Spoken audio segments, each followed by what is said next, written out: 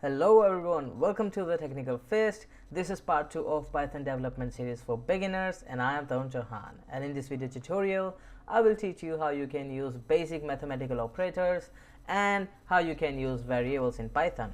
So with that being said, let's get started.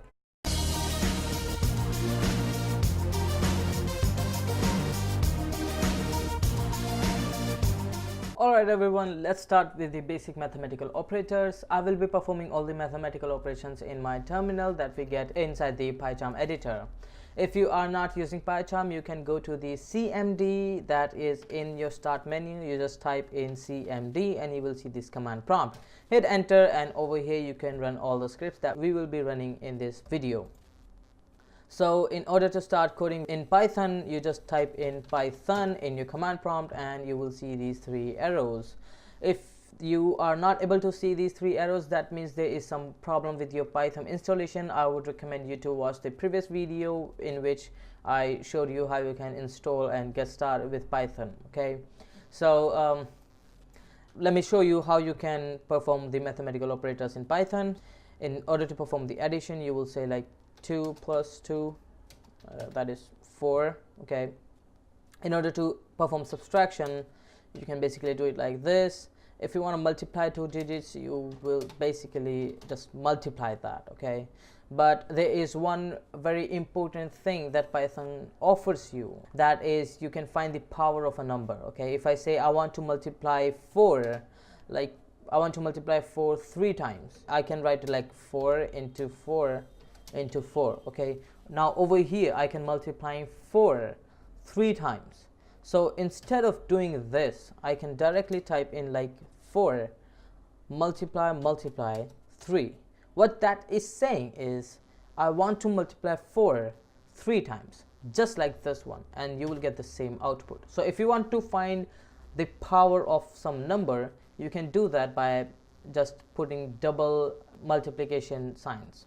After that, if you want to perform the division between two numbers, you can easily do that, but like this, just divide. Okay, but one thing to make sure is that you will get the answer in decimals. For example, I can say like 9 divided by 2, that is 4.5. 3 divided by 2, that is 1.5, and say 18 divided by 12, that is 1.5. Okay, if you don't want the decimal digit, okay, there are many cases when we want to ignore the decimal digit and just get the the whole number, the digit before decimal. You can basically put the double division marks. Okay, so double slashes.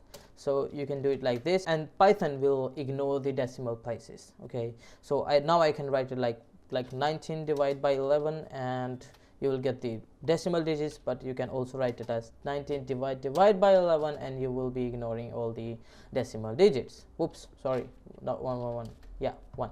Okay, so this will ignore all the decimal digits and give you the digit before the decimal.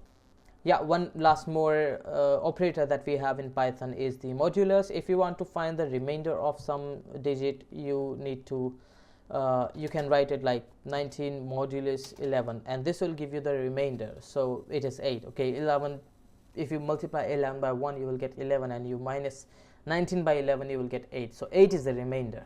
Okay, let me give you one more example so that it makes more sense for you. Okay, so I can write like 5 modulus 2, and that will give me 1. So this is the remainder. Okay, it will not divide the digit through the decimal places. Okay, it will not take the decimal places, it will just find the remainder and return that remainder for you. Okay, so in order to find the remainder, you will use this modulus sign. In order to find the divide, you will use all the respective symbols. Now let's talk about the variables in Python. You can think variables like a bucket. Okay, so variable is like a bucket in which you can put some values. All right, and this bucket is stored inside our memory. So over here I'm taking a bucket, okay, which will basically hold a value for me, and that value could be like 10. Hit enter, and now you have a bucket who have value 10. One bucket can hold one value. That means one variable can hold one value at a time. Now if I say I want to see the value of my bucket, I just need to input bucket and hit enter, and you will see the value that is inside bucket. As I told you, one variable can hold only one value at a time. So if I say bucket is equals to 5, you will not get the bucket equals to 10 because I have overridden the 10 with 5. So now if you hit bucket and hit enter, you will get 5 because I have defined that now bucket is equals to 5. But above here I said bucket is equals to 10. Okay, so you can perform all of these mathematical operations with the variables as well. So in other words, you can also say that you are naming these values with these variables. And there is one rule of thumb of a variable, of creating a variable. You will start with an alphabet. Okay, you can use all the numbers all you want, but after a single alphabet. Okay, it could be, the whole variable could be of alphabets only, but if you want to include numbers, you will have to use an alphabet first. Okay, otherwise the Python will not be able to understand whether it's a variable or a number. So I can create a variable like x1 or 2 or 3 4. So this is a variable. Okay, so but one more general rule of thumb. Okay, always make sure that your variable is making sense. It should make sense, because after a day or two or after a week, you will not be able to understand what you have written in the code, because it's not readable. You will not remember what x2 was. But if you define x2 properly, okay, so if I say like my x2 was for like the sum of two numbers,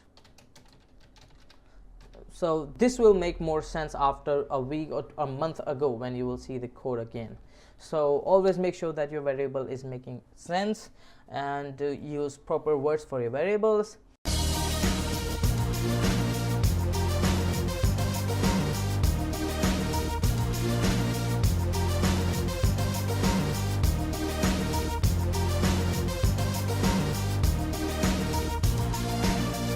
And yeah, one last thing that I will be showing you is to perform the mathematical operations over here with the variable. So if I say bucket plus 5, remember we have 5 in the bucket. So if I say bucket plus 5, it is 10. If I say bucket minus 5, it will give me 0. If I say bucket multiply 5, it will give me 25. So similarly, you can perform all the mathematical operations. I can even take two variables. For example, I can say like shoes is equals to 10, and I can say like shoes is equals to 10, and I can say like bucket plus shoes, that is 15, bucket is 5 and shoes is 10. So bucket plus shoes is equals to 15. So similarly, you can perform all the mathematical operations by using multiple variables. Okay, so variable is a great way to store a number, a digit, or any value, not just number, digit, any value in Python or in any programming language. So this is the most important thing in programming.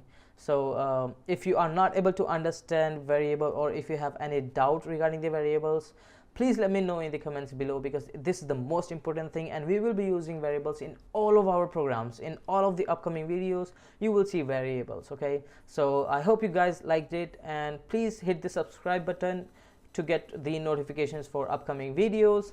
And I hope you guys have a good day, and please let me know in the comments below if you find anything difficult to understand, and if you are facing any difficulties while following up this video tutorial. I will try to give you the solution as soon as I can. Thanks for watching. See you next time.